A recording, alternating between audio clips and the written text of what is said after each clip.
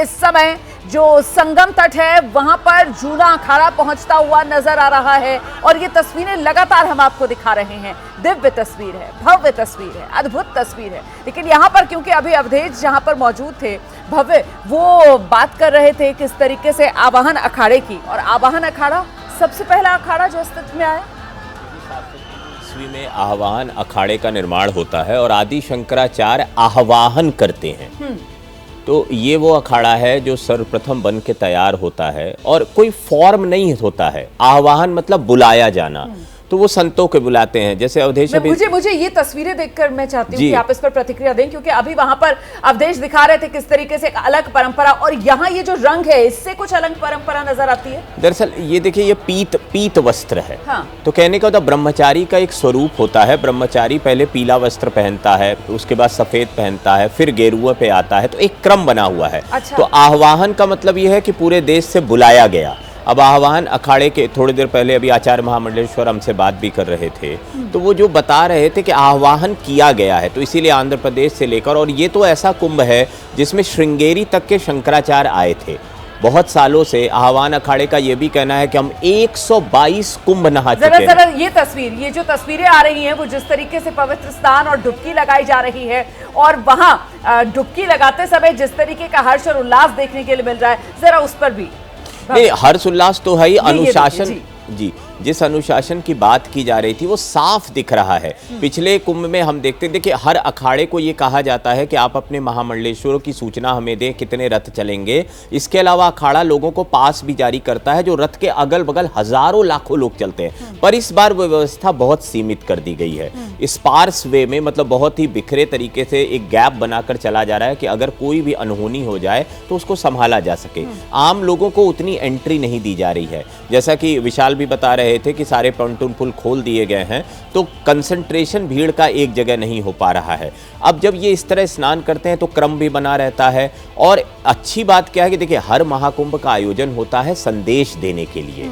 तो वो संदेश अभी सारे अखाड़े मिलकर देना चाह रहे हैं कि हम एक हैं, हम पर्यावरण पे काम करना चाहते हैं, हम अपनी परंपराओं का संरक्षण करना चाहते हैं। दूसरा, एक ध्यान दीजिएगा, विदेशी बहुत हैं, बहुत सारे विदेशी श्रद्धालु। जबकि आप जानते हैं कि अगर कोई स्टैम्पीड जैसी घटना हो जाए तो विदेशी अमूमन डर जाते हैं, घबरा जाते हैं। लेकिन भीड़ से भी वो डरते हैं। हम देख रहे हैं कि इनका विश्वास है, क्योंकि ये जो अखाड़े अपनी जो फीलिंग्स एग्जिबिट कर रहे हैं कि नहीं, हम संवर्धन भी करेंगे, हम अनुशासन में भी चलेंगे, हम सबको समझाएंगे, हम प्रकृति को भी बचाएंगे।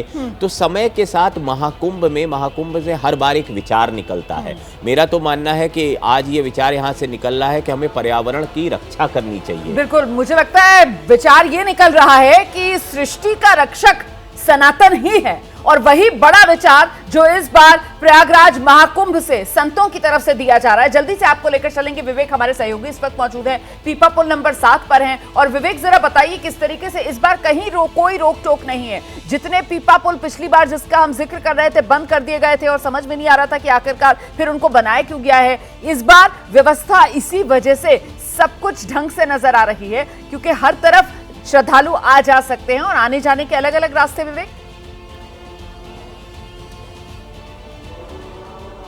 जी बिल्कुल, देखिए पिछली बार से बड़ी सीख प्रशासन ने ली है और कल भी कुछ समय के लिए पॉन्टून पुल बंद थे। हालांकि आज आपको बता दूं कि सभी पॉन्टून पुल पूरी तरीके से जारी हैं और चालू हैं। 4 जो अखाड़े हैं वो पहुंच चुके हैं, अपना स्नान कर चुके हैं।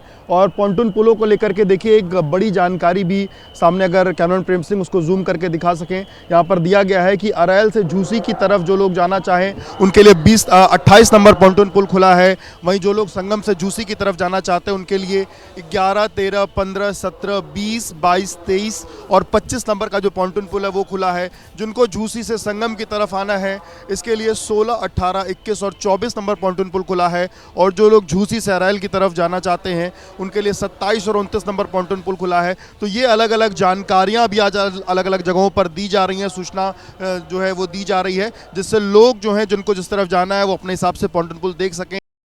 और आप देखिए सामने की तरफ में जो लोगों का, श्रद्धालुओं का जो आवागमन है वो तो लगातार जारी है, पर एक तरीके से लोगों की संख्या एक जगह इकट्ठा आपको नहीं दिख रही होगी, यानी कि भीड़ जो है वो लगातार चल रही है। और इसके लिए अलग अलग जगहों पर लोगों को ऐसे समय पर छोड़ा जा रहा है जब यहाँ पर जो श्रद्धालु जब नहा के दूसरी तरफ से निकल रहे हैं, क्योंकि एक तरफ आने का रास्ता और अगर दूसरी तरफ की तस्वीर आप देखिए तो जो वन वे रूट की बात कही जा रही थी, दूसरी तरफ से लगातार लोग निकलते हुए दिखाई दे रहे हैं, यानी कि जिस संख्या में लोग यहाँ पर आते हुए आपको दिखाई देंगे उसी के अपेक्षा दूसरी तरफ लोग जाते हुए भी आपको दिखाई दे रहे हैं। और अलग अलग जगहों पर लोगों को रोका भी जा रहा है। जब यहाँ पर भीड़ बढ़ रही है तो पीछे की तरफ में कुछ जगहों पर लोगों को रोक करके, जैसे यहाँ पर जो बाकी जो श्रद्धालु हैं जैसे वो स्नान करके निकल रहे हैं, उसके बाद बाकी लोगों को आने दिया जा रहा है। और ये कहीं ना कहीं पिछली बार से एक बड़ी सीख प्रशासन ने ली है और बड़े स्तर पर अलग अलग जो कॉरिडोर्स हैं वो बनाए गए हैं। साधु संतों सन्यासियों के लिए तो आने के लिए 2 कॉरिडोर हैं ही हैं। बगल का जो कॉरिडोर है